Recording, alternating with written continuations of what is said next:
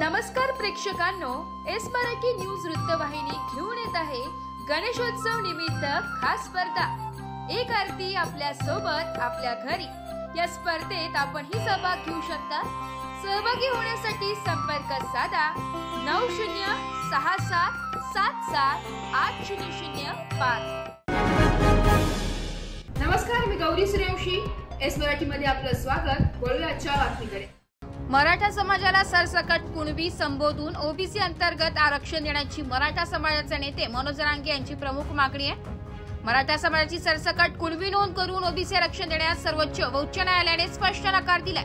त्यामुळे निकालांमुळे मराठा समाजाला कुणबी आरक्षण देण्यात राज्य सरकार पुढे अडचण निर्माण झालाय।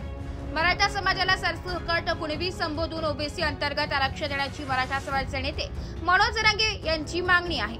जरांगे यांच्या आंदोलनाचा आजचा तिसरा दिवस असून मराठा आरक्षण मित्र मंडळ उपसमितीचे अध्यक्ष राधाकृष्ण विखे पाटील यांच्या अध्यक्षतेखाली रविवारी ही दीर्घकाळ बैठका झाल्या। मराठा समाजातील नागरिकांच्या कुणबी नोंद शोधण्यासाठी नेमण्यात आलेल्या समितीचे अध्यक्ष माजी न्यायमूर्ती संदीप शिंदे, ॲडव्होकेट जनरल वीरेंद्र सराफ आणि विधी व न्याय विभागाच्या वरिष्ठ अधिकाऱ्यांशी उपसमितीचे विविध मुद्द्यांवर खल केला। त्यात सर्वोच्च उच्च न्यायालयाच्या निकालासंदर्भातही सविस्तर चर्चा झाली आहे। बाळासाहेब रंगनाथ चव्हाण यांच्या प्रकरणातील मुंबई उच्च न्यायालयाचा निकाल महत्त्वपूर्ण आहे। चव्हाण यांना जात पडताळणी समितीने 2001 मध्ये कुणबी प्रमाणपत्र दिले होते। त्यावर जगन्नाथ होले यांनी तक्रार दाखल केलेली तक्रारीची दखल घेण्यात न आल्याने ते मुंबई उच्च न्यायालयात गेले होते। त्यावर मुंबई उच्च न्यायालयाचे न्यायमूर्ती BH मार्लापल्ले आणि न्यायमूर्ती AS बग्गा यांनी 17 ऑक्टोबर 2003 रोजी निकाल दिला। या प्रकरणात जात पडताळणी दिलेले प्रमाणपत्र मान्य केले तर महाराष्ट्रात संपूर्ण मराठा समाज हा कुणबी म्हणून स्वीकारावा लागेल आणि असे झाले तर तो सामाजिक मूर्खपणा ठरेल असे उच्च न्यायालयाने दिलेल्या निकालात नमूद करण्यात आले।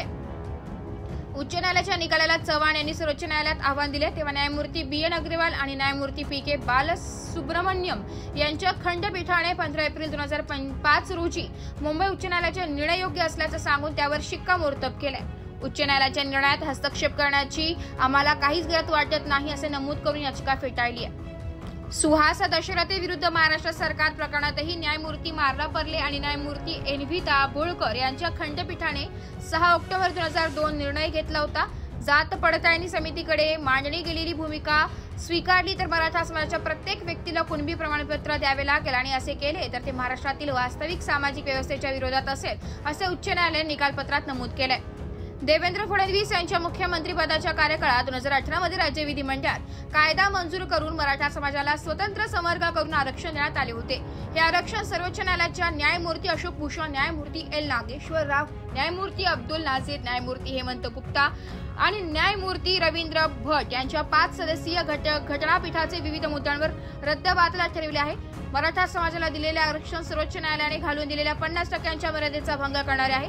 त्याचबरोबर मराठा समाज हा शैक्षणिक व सामाजिक दृष्ट्या मागास नाही असे घटनापीठाने म्हटले आहे। मराठा व कुणबी एकच नाही, त्यात फरक असल्याचं मत सर्वोच्च न्यायालयाने काही प्रकरणात नोंदविले। सर्वोच्च व उच्च न्यायालयाच्या निकालांमुळे मराठा समाजाला सरसकट कुणबी संबोधून ओबीसी अंतर्गत आरक्षण देणे अशक्य असल्याचं किंवा त्यात अडचण असल्याचं उच्च पदस्थांनी सांगितलंय। वृत्तसंकलन विभाग, एस मराठी न्यूज, नाशिक। अशाच नवीन ताज्या घडामोडी जाणून घेण्यासाठी आमच्या एस मराठी न्यूज चॅनलला लाईक करा, शेअर करा, सबस्क्राईब करा आणि बेल आयकॉनला क्लिक करायला विसरू नका।